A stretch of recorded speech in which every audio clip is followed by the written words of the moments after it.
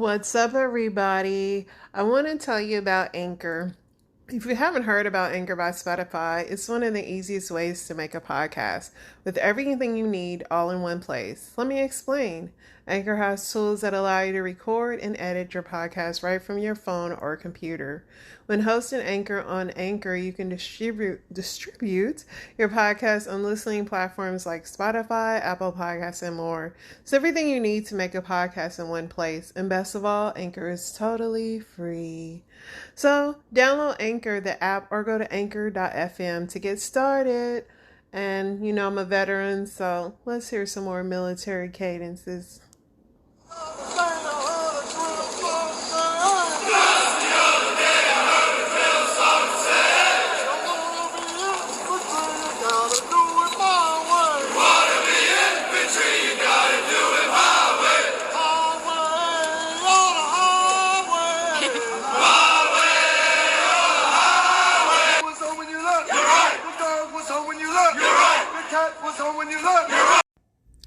Hello, familia. So, it's Friday for me, and I'm so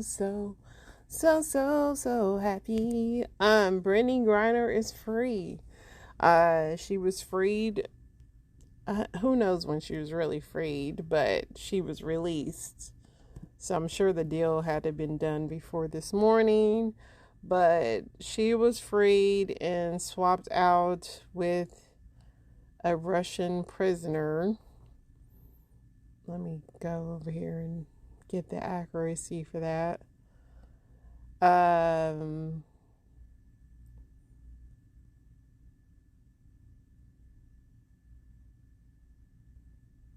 Her release was met with backlash because Paul Willing is an American businessman and former Marine imprisoned in Russia on suspicion of spying, and says they were told in advance that he would not be part of the prisoner swap because I guess they're still investigating him for espionage. So he is not going to be a part of that. Another TikToker was found, died at 21. There's a lot of rumors floating around as to why. That FedEx driver that killed that little girl in Texas, that 7-year-old girl, says he panicked because he hit her with his work van, and then he put her body in the car. She wasn't dead, like she told him who she was, but he finished the job by strangling her. It's very strange. I don't know how that helps him out at all, but he said that's what happened. He said he wasn't trying to kidnap her. He just hit her, and that story just sounds wild because I know those trucks have to have some kind of backup sensors, but I don't know. But that's his story. That's what he's saying. He said he backed up, hit her, and put her in the car. So Celine Dion has stiff person syndrome. It's a 1 in a million diagnosis. And they say people with the syndrome experience rigidity in their torso and limbs, as well as muscle spasms that can occur at a random or in response to certain stimuli. So get prayers for Celine Dion. A bomb threat case against Club Q shooting suspect went nowhere last year because the suspect's loved ones declined to testify. So, I had shared earlier about that guy that shot up Club Q in Colorado, that he had been in trouble, but his family members always kept declining to press charges on him. So hopefully this is a lesson to family members that, sometimes you should turn your family in. That it would almost be, they're a menace to society. Detectives probing the targeted attacks on 2 power stations last week left thousands of North Carolina residents in the dark. My husband said that the Rams beat the Raiders tonight, and Baker Mayfield, this is his first appearance as a quarterback. Let me see what the score was. He just got there and beat them. Yeah, the score was 17-16. So, yeah, he learned the book pretty fast, the playbook pretty fast. So, yeah. I have so much story time to get to that I think I'm just going to stop rambling a lot and just get right into it. So I want to also play a snippet of Brittany. She cut all her hair off, Brittany Griner. Actually, I don't have that snippet, but she did cut all her dreadlocks off. But let's get into story time because I have a few of these that I wanted to get to. So let's go. Time on how I got jumped by 2 girls at my boyfriend's house yesterday. Jumped, y'all, at my boyfriend's house. So basically the story starts where my boyfriend moved in with his best friend. They found a place together, but the best friend ended last minute bringing his girlfriend along to sign the lease as well. So now it's 3 people on that damn lease. And my boyfriend didn't know that she was going to be signing the lease. So now he's living with his best friend, his best friend's girlfriend. Yeah. My boyfriend was very confused about this because the best friend cheats on that girl. The best friend got with that girl because she was giving him a free place to live in her apartment. But once he got his money up, he didn't like her no more because obviously he was using her. But now he was kind of stuck with her. But that's no reason to cheat, but he was cheating on her. He also got her kicked out of her apartment, so she was literally homeless. So he had to let her sign at least stay with them. So I started coming around and visiting my boyfriend, and obviously it was me, my boyfriend, the girl, and her boyfriend, which is my boyfriend's best friend. We would all be talking, but we would be downstairs, and my boyfriend and his best friend are talking, and me and her were just sitting there, so we had to kind of get friendly and start talking because we're going to be in this house for a minute together because I'm always visiting. So I usually leave the house after my boyfriend goes to work and I wake up, but I was still asleep. And I eventually woke up one morning. My boyfriend was at work, her boyfriend was at work, so it was just me and her on the house. So she texted me and asked me if I wanted to go to brunch with her, so I said yeah. During the brunch was kind of weird because she continued to talk about how much she wished her boyfriend was like mine. She kept saying things like, oh, I don't understand why my boyfriend doesn't get me flowers like your boyfriend gets you flowers. Excuse me? I don't know why my boyfriend doesn't fix my car like your boyfriend fixes your car. I wish my boyfriend paid me attention like your boyfriend pays you attention. I didn't like that. And eventually I noticed she kept asking me questions about my relationship. And I'm like, why does this girl keep asking me questions about my relationship? Like, do you not have any goals? Is this your only fucking personality trait? Your relationship? Like, I want to talk about some goals or some shit. I literally tried to change the subject multiple times to like goals or like what's your plans, friendships, family, interests, and she kept circling around in my relationship. So I'm like, all right. So I found out from my boyfriend that she came home and was telling him everything about what I was saying at brunch. I'm like, what the fuck is wrong with this girl? So after hanging out with her 2 times, my boyfriend told me that she's been coming back and telling him everything that I've been saying at brunch. Mind you, the stuff wasn't that deep, but it was the fact that at brunch, she kept telling me, you can trust me, you can tell me anything, girl, I'm here for you, like, I'm your friend, like, I'm glad we're new friends, da-da-da, and I'm just like, why would that girl go back and tell you everything I said, and why is she talking to you?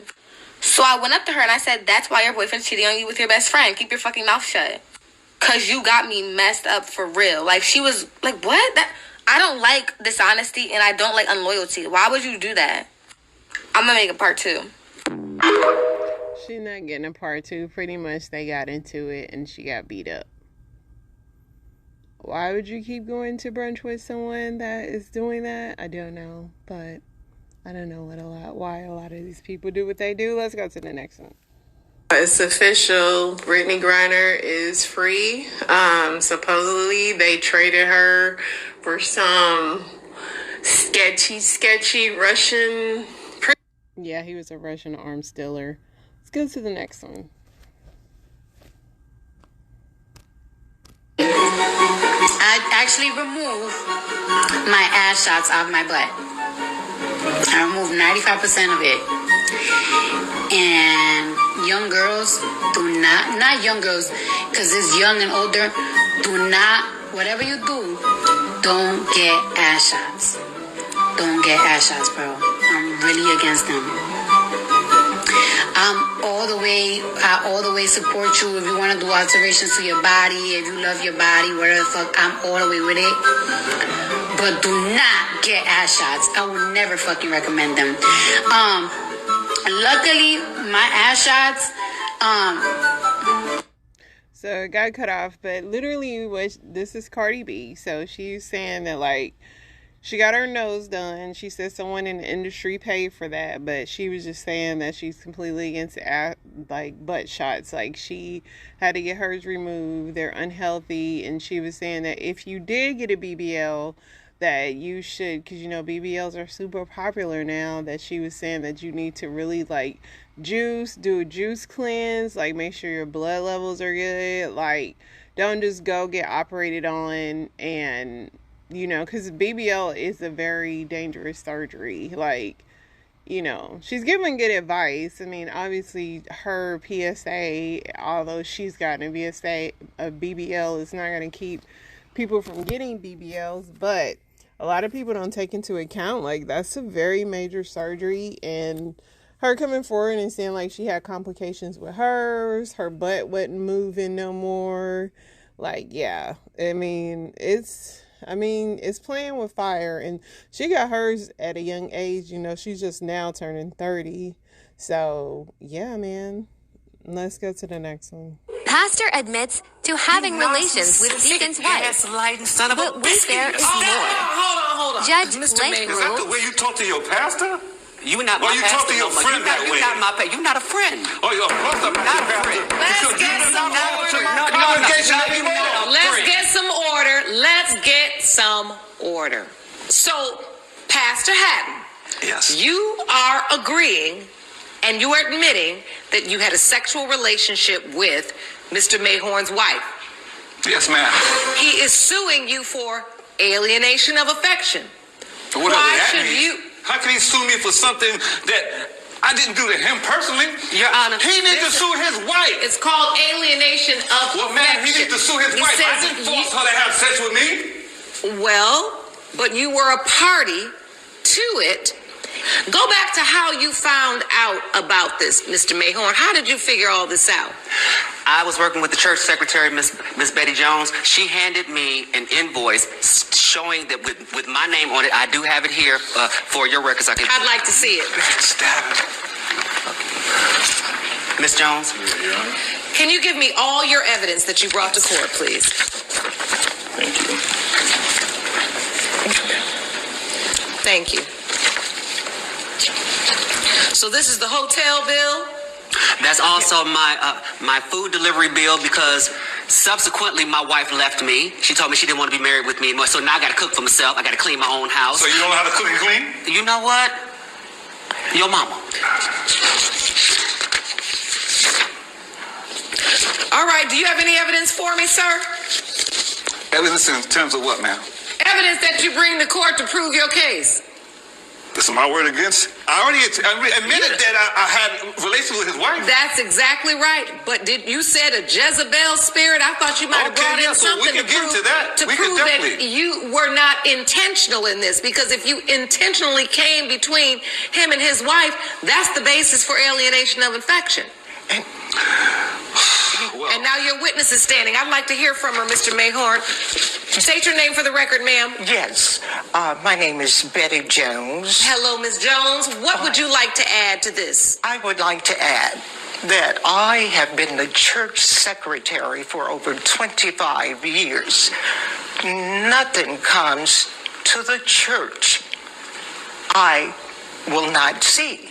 Okay. So I was taken aback when this receipt came to the church, and I knew Mr. Mayhorn had not been away. The receipt was in his name, and I knew the pastor had been away. Okay, stop. I want to understand this. You saw a receipt. Whose name was on the receipt? The name on the receipt was Mr. Mayhorn. Okay. So how did you come to realize that the pastor was responsible for this receipt? Because he gave it to me. Oh. And I had already had an inkling that something was transpiring between the pastor and You know, I Mr. can give you Mayhorn's just one wife. receipt. You are the church secretary, so you are in charge of all the receipts. And if you had any problem with anything that I did, you could have came to me. We wouldn't have been here today. Pastor Hatton, Yes, ma'am. you're not giving no sermon in here, and you're definitely not yelling at no women. So bring it down a notch. Yes, ma'am. It was impossible for me to go to him because I had already done something amiss myself. I had been in a relationship with the pastor. Oh, so this is jealousy. And he promised to me that I was the only person. But when I found out I wasn't the only person, I was highly perturbed. Well, listen, Ben, if you're going to tell the truth, tell the whole truth. The only reason you say anything to this man is because you were jealous. No. Because I was with his wife and not with you. No. Be honest. The church secretary just said, not only are you sleeping with the deacon's wife, you were sleeping with her too. And you didn't deny it. Don't deny any of it. What kind of pastoring are you doing? Well, I'll say this. I'm not the first pastor you heard anything like that about. Actually, you are. This is an easy case. Right? Easy in Because terms you've of... admitted that you slept with his wife. Yes. And under the law, you intentionally do that when you know they're married. You even knew their marriage was going through a bit of a rocky time. They came to you for help, for counsel. And instead, I always say this, do not seek counsel under the covers. And that's exactly where you led Ms. Mayhorn. And it is for that, It is for that reason, I'm done hearing from you. It is for that reason, it has been determined by this court that we are ruling in favor of the plaintiff for $10,000. Pay it. And if I were you, I would step down as pastor. I don't think this is a role you take seriously or you value, and God don't like ugly. Court is adjourned. All right. That was a mess. This, although it's for a court show, supposedly they're real, that happens a lot, and pastors literally don't step down. John Gray is one of the pastors that I know of, that has constantly had affairs, and they just continue to stay in the pulpit. It's wild. Let me play you this crazy police story. This is wild. Let's see here. Wendy, there are a lot of words you could use to describe this story, but police describe it as reprehensible, and they say that this is only the start of their investigation. It's a crime so heinous there are details we won't report. According to police, a woman in this home found her boyfriend having sex with her dog. 51-year-old Matthew Zolkowski Jr. of Sharpsburg is accused of having sexual intercourse with the animal in a bedroom. Police say when the woman discovered this, she started striking Zolkowski to get him to stop, and she immediately called 911. Zolkowski is charged with sexual intercourse with an animal and 1 count of cruelty to animals. His bail is set at $500,000. He's facing 2 misdemeanors, and his bond is set at $500,000. Have you seen this before, and why is it so high? We aren't in charge of bond amounts, so that's up to the judiciary. So I would have to refer to the judge who set his bail.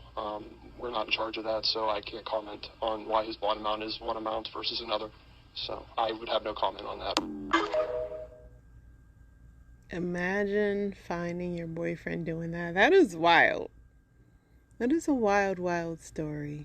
Let's get into this, what the judge in the Casey Anthony court in the first trial thought happened.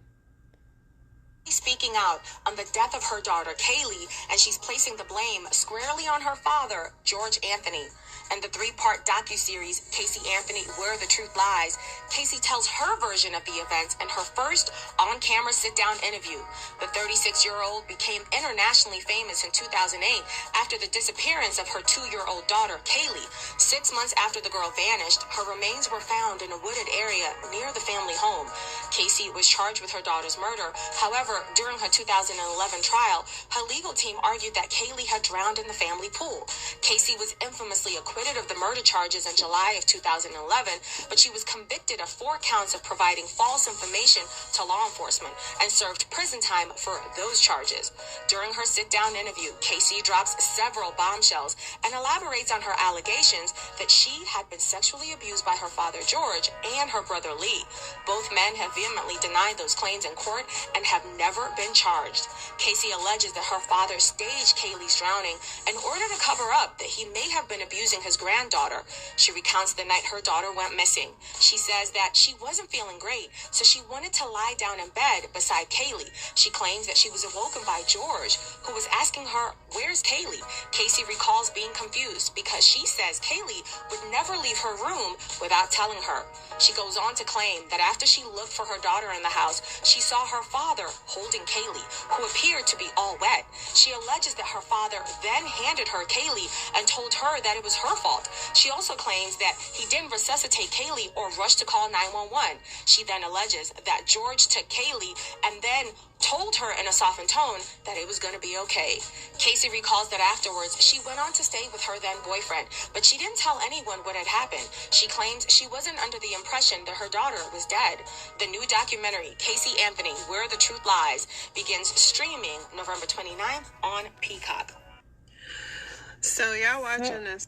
I tried to watch this show, and it was just too many lies for me. Like, honestly, I just could not get into it. I felt like everybody was lying. But the judge in the first trial, and I might have deleted his video, but he believes, let me see if I can find it because I want to quote him right. Judge.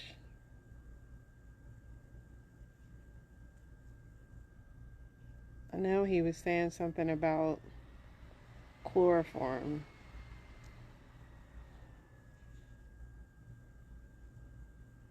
Let's see if I can bring this up.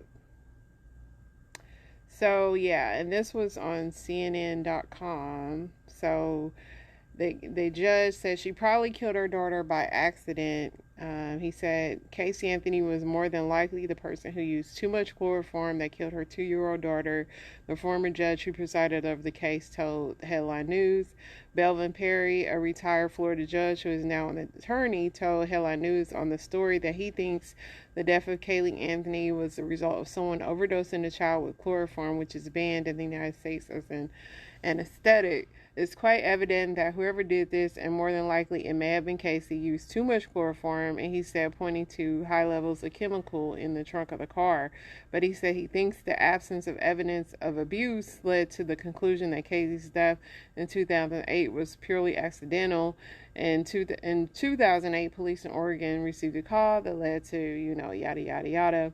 During Anthony's trial, covered by the media around the world, prosecutors alleged she killed Kaylee by using chloroform and covering her nose and mouth with duct tape, and that she put her body in the trunk of the car before dumping it in the woods. Defense said Kaylee drowned in the pool, and that Casey and her father covered up the death.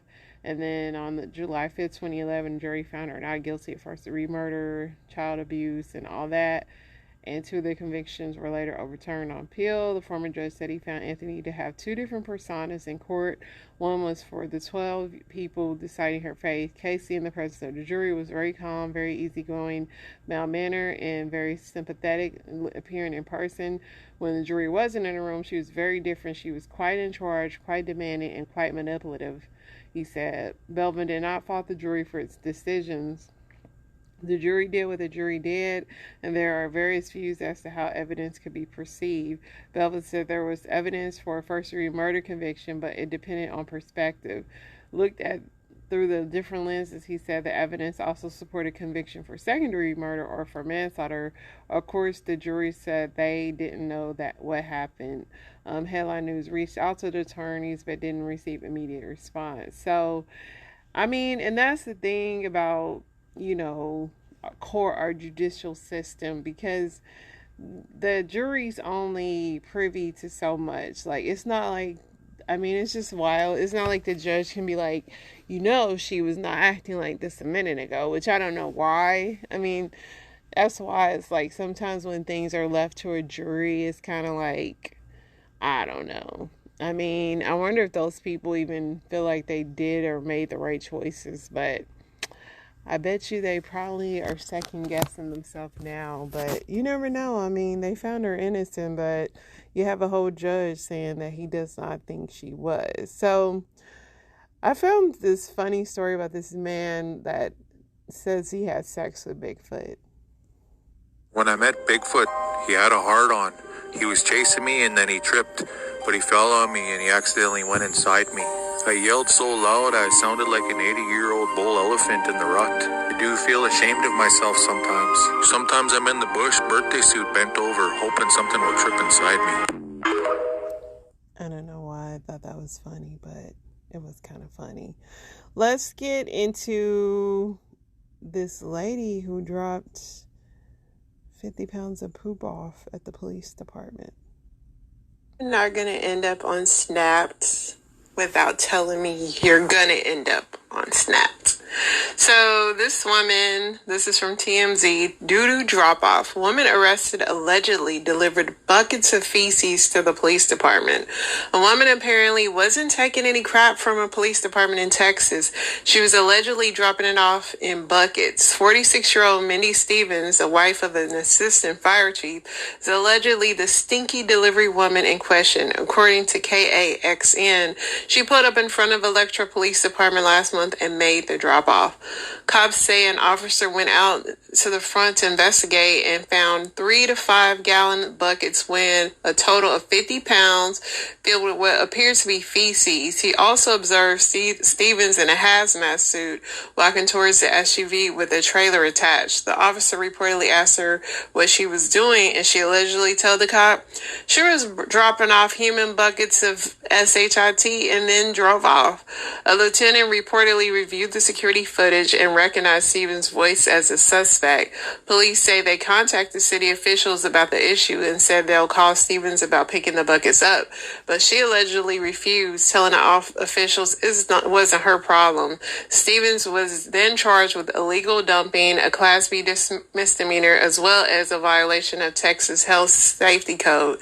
She was booked last week and was released the following day after posting a $2,000 bond. Believe it or not, this isn't Stevens' first run-in with the law. She reportedly got charged with aggravated assault back in 2020 after allegedly puncturing a man's hand and arm with a set of keys. What's still not clear is where the hell did she get 50 pounds of feces? So this woman, and supposedly her husband shares the same building with the police, so that's why she dropped it off. So either she is absolutely pissed at her husband, or listen, like I said, expect Mindy to be on Snap, because Mindy is had it up to here with y'all men. And like, Mindy, you put on a full hazmat suit, like you have taken petty to a whole nother level. Who weighed this 50 pounds? And like, this is just a lot. Mindy, you have won Petty of the Year, and I'm here for it. I don't know if I'd be handling poop, but I mean, the thinking is so original. Mindy is fed up with her husband.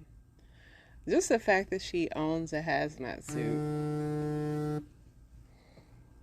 Okay, if you've been following me for any amount of time, you know that I have an estranged relationship with the people that adopted me. If you haven't been here, then let me update you real quick. Basically, when I was 16 years old, my parents came to me and I was 15 actually, and they were like, if we found a place for you to go, would you go there? Because we can't stand you. And I was like, I can't stand you either, basically. And then they sent me to school. And then they sent all of my belongings after me. And then they told me that they weren't ready for me to come home. So never allowed me to come home. It's been 10 years since then. Well, as an adult, I attempted to reach out and apologize to them. I'm sorry I was a bad kid. I'm sorry I was disrespectful. I'm sorry that I did this. I'm sorry that I did that. I'm sorry that I said this. I'm sorry. Just so many sorries. I was so sorry. Everything was a me thing. I turned everything and took responsibility for everything. It was all my fault. I just want my family back. And they were like, sure, if you want to be sorry, that's great. If you're going to therapy, that's great. So I spent the first year of Anastasia's life and my pregnancy updating my mom on all of my pregnancy appointments and all of that stuff, and just trying to reconnect. And to what means, because it didn't work. I kept putting a lot of effort out and not receiving a lot of effort back. I kept receiving the same generic responses that I got as a child, which just showed lack of interest in me as an individual. So I was like, these people really just don't like me. Well, at one point, I'm like, can you guys go to therapy with me? Because this is a very surface-based relationship. You want to send gifts to my daughter, you have my address, all of these things, but like, we're never going to see each other again. You're never going to be ready for that. Like, this is not, we either need to go to therapy and we need to talk it out, or like, we need to chill on this because this isn't a healthy relationship. And they were like, well, if you want to schedule the therapy and you want to do all of the stuff and you want to put the effort into, you're more than welcome to. We will show up.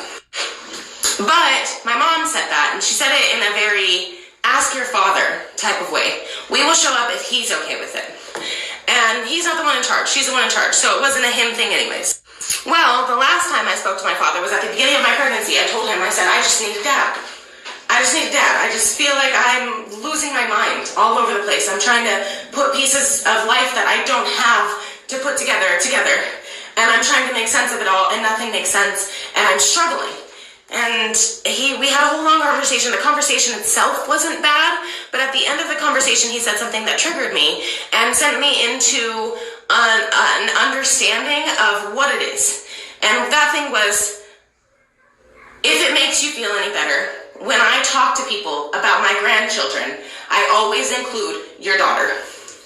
Nothing about me, his child, the person he chose to be his child. So I said, we're going to be good on that. We're not going to work on that relationship. We're not going to do anything. Well, he texted me the other day. And I guess part 2. What did the text say? A little anticlimactic, but it said, how are you feeling? And my response to that initially was, open it. I opened it. And then I wanted to respond, but I sat there and I processed the fact that I was 16 years old the last time you guys saw me. And never, not once, when I was being abused, and when I was homeless, and when I was couch surfing, and when I was working a job, stressed out, calling just to talk to my parents, did you guys ever ask me how I was doing, how I was feeling? So I look at Robert, my partner. I look at Robert, my partner, and I tell him, I said, they don't want me. They don't want to know how I'm doing. They want to know how my pregnancy is going and how baby is doing. And they have an interest in being a part of not my life, but my kid's life. And in that moment, I couldn't control myself. I'm triggered. I have so many questions. I want to respond. I want to ask him, do you care? Do you care how I'm doing? And then part of me is like, he does. He does care. And that they did the best that they could with the resources that they had. And then the other part of me is like, but why? Why in 10 years did you guys not reach out to me? Why? I have questions. And this is why I wanted to go to therapy. Because how are you feeling is a very surface-based question when I'm feeling like you abandoned me after you promised to love me. I'm feeling like you told me you were going to be my parents, and then you put me out on the street, and then you judge me for the lifestyle that I live that differs from the lifestyle that you would have chose for me, but you didn't provide any resources for me to be able to live that lifestyle. How am I feeling? I'm feeling emotionally drained and overwhelmed. I'm feeling like I have years worth of trauma to work through, and it's not the trauma that you thought you were saving me from, it's the trauma that you caused me. How am I feeling? I'm not feeling okay. And it's your fault. And do you know that? And then I'm like, it's better to just not respond. It's better to just let sleeping dogs lay. And I've already mourned this relationship. I've already mourned the idea of even just having parents that call me and check up on me. And then out of the blue, you want to pop up and ask me how I'm feeling. I'm feeling like it's your fault. And it might be my fault, but I'm feeling betrayed. And I'm feeling overwhelmed. And I'm feeling like, why would you even ask me that? So that was a sad story because, you know, not having closure on relationships sucks. And also, just everybody is not meant to be a parent. I know it's sad, but they're just not. And my advice to her would be stop wasting energy on them. Like, she has a baby on the way. She has already a beautiful child. Like, just enjoy what you have. Like, those people they're grown, they're married. Like he said, he got other grandkids. Like, if you're in relationships, no matter what relationships you're in, if it's not reciprocated, dead those relationships, because they drain you. And it's like you're constantly like, do you care about me? Do you love me? And you're taking energy away from your husband, your kids, trying to get just a morsel of like gratitude or something from these people that have just, they just pay you and they're used to it. They know you're going to come like scratching at their door, and they'll, and it's sick. And I would never play games like that with somebody, especially somebody that I know is vulnerable. It's sick, and as a parent, I'm disappointed in them because kids don't ask to be here. Yes, being a parent is absolutely draining.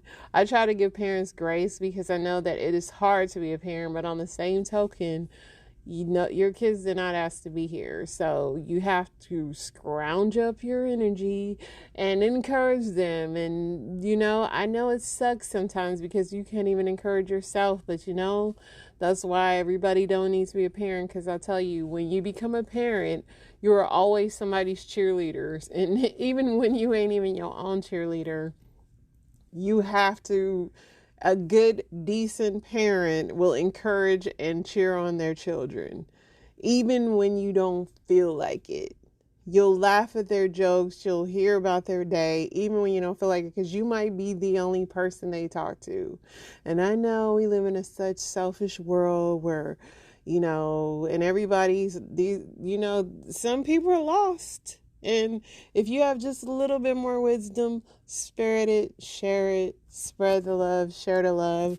I'm sending my prayers and lessons to that young lady because she seems like a decent young lady. And yeah, anybody that is begging for any affection, pray that you receive that from God. But I also just want to send you my love and just my validation to you. Continue to stay strong, you guys. You guys have an awesome, awesome weekend. I will be back with you guys on Sunday. We'll talk about all the crazy things that I'm sure is going to happen this weekend. But I hope your weekends are amazing, filled with laughter, great food, and great times. FS4 Family is signing out.